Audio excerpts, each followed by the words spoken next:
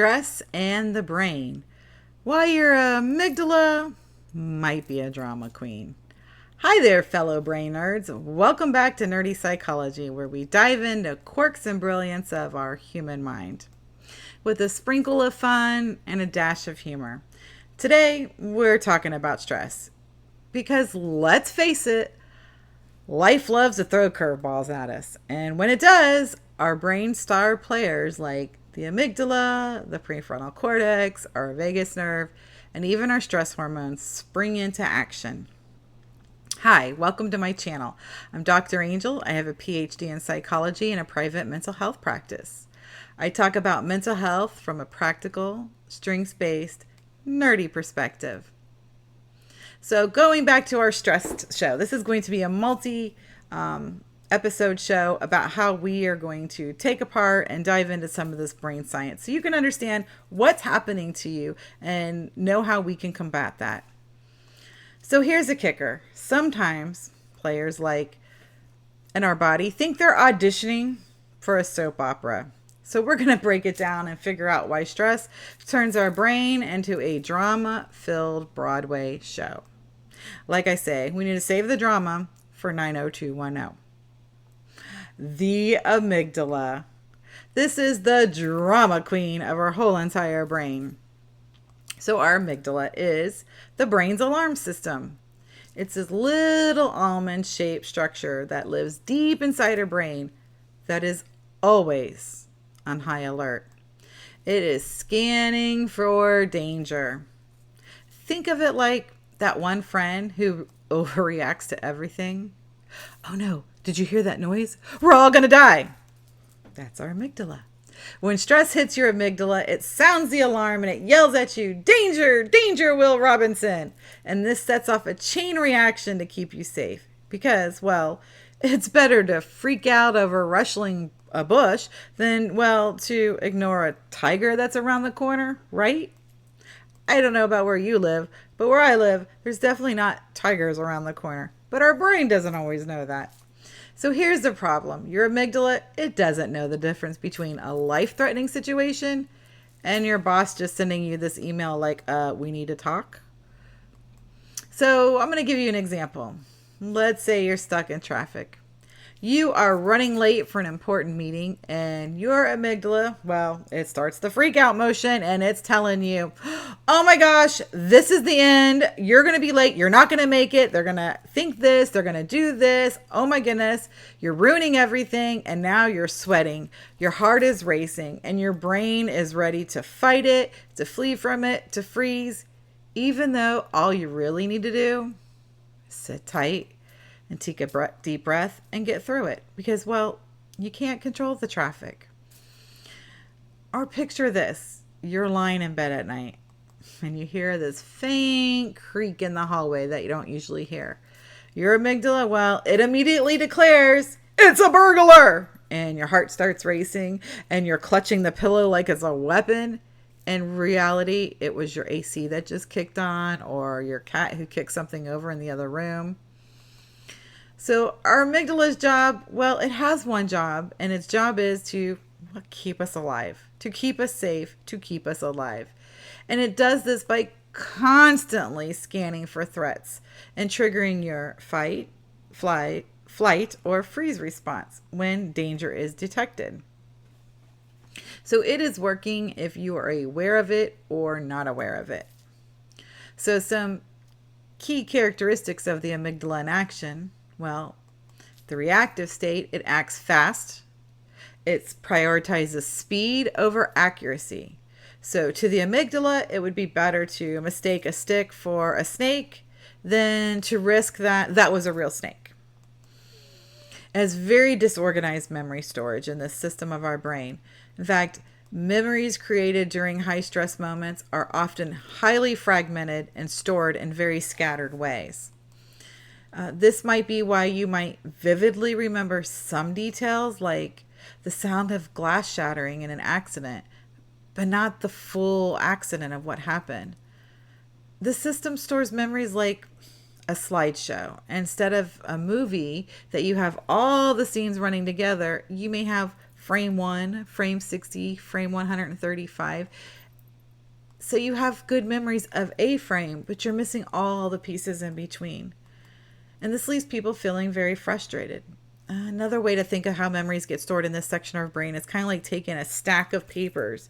And there are all kinds of papers, all your important papers, from your mortgage deed, your car notes, to your bank statements, and everything's in this pile of papers. And you need to find last month's bank statement. And you know it's in the pile of papers. But what do you have to do? Go through every single paper to find that bank statement. That is how memories are stored in that section. It's very unorganized and very frustrating. And it's not just the memories that are related to that stressful trigger. It can be everyday life memories once that response is triggered in our brain.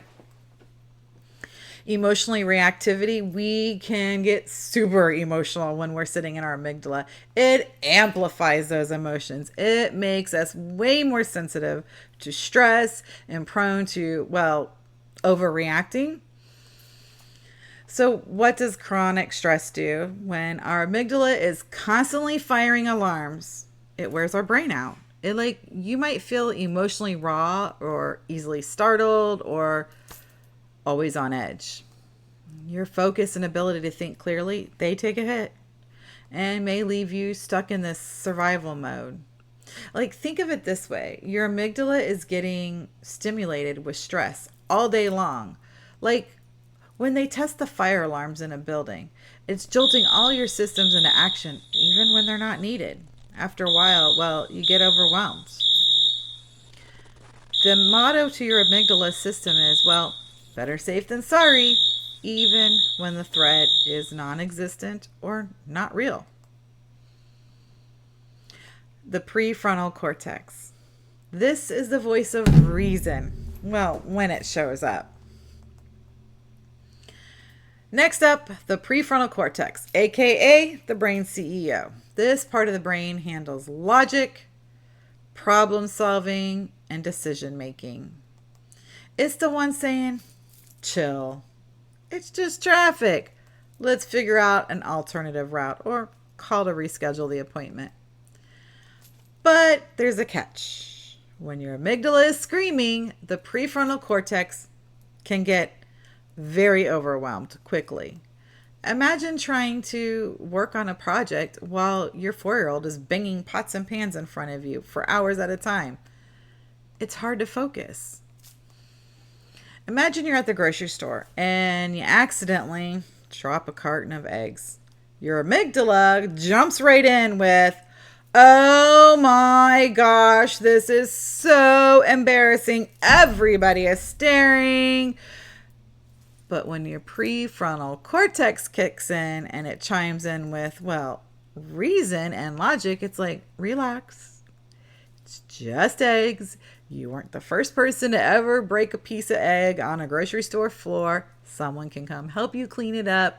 Nobody really cares as much as you think they care. And we get through that situation.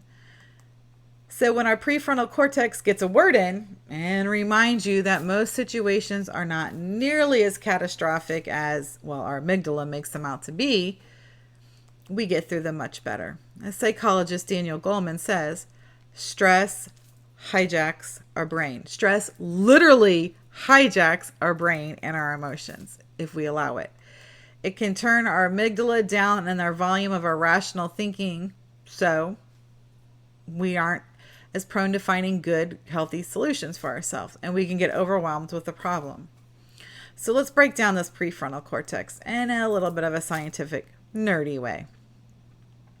The prefrontal cortex sits right behind your forehead, and it is the brain's control system for higher level thinking, the good stuff. It's the powerhouse of our brain, and it's responsible for emotional regulation. It helps to manage intense feelings and avoid overreactions.